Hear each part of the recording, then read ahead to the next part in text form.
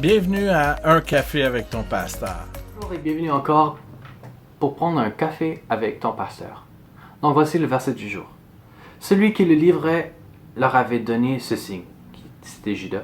Celui que je baiserai, c'est lui. Saisissez-le. Matthieu, chapitre 26, verset 48. Je me rappelle d'avoir entendu une personne sur TikTok qui parlait de ceci. Judas avait donné un baiser pour indiquer qui était Jésus afin que les soldats puissent l'arrêter. Pourquoi trahir avec un baiser? Le baiser est connu comme une salutation générale, quand même, dans le temps. C'est parce que Jésus n'avait ni habillement, ni marque de distinction de ses disciples. Il n'avait aucune couronne, aucun bling, aucun soulier qui marquait, pas de Jordans ou quelque chose, qui démarquait qu'il était autre que les disciples, comme de côté. Si les soldats étaient venus tout seuls, ils n'auraient pas su qui prendre.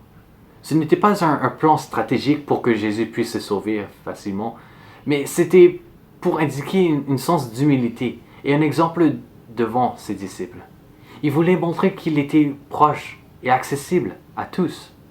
Lui, qu'il était de condition divine, ne cherchait pas à profiter de l'égalité avec Dieu, mais il s'est dépouillé lui-même. Et il a pris la condition d'un serviteur en se rendant semblable aux hommes, se trouvant ainsi reconnu à son aspect comme un simple homme.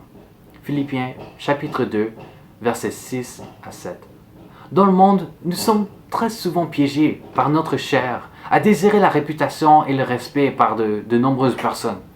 Lorsque le Christ, Jésus, choisit de s'en débarrasser de sa gloire plutôt, pour devenir comme nous, jusqu'au point que presque personne ne lui aurait jamais reconnu comme étant divine, il avait fait tout cela avec obéissance.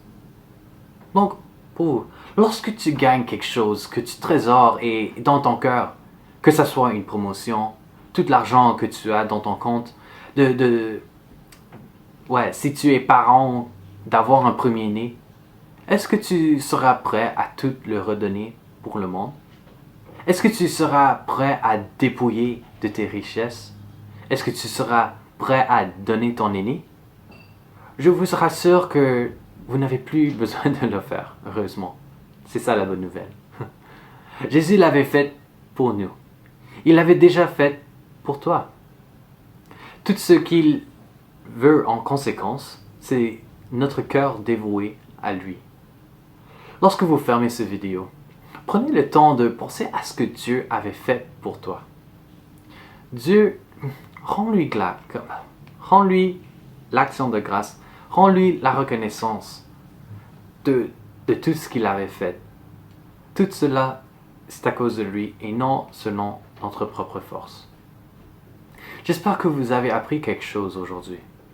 Et merci d'avoir pris un café avec ton pasteur.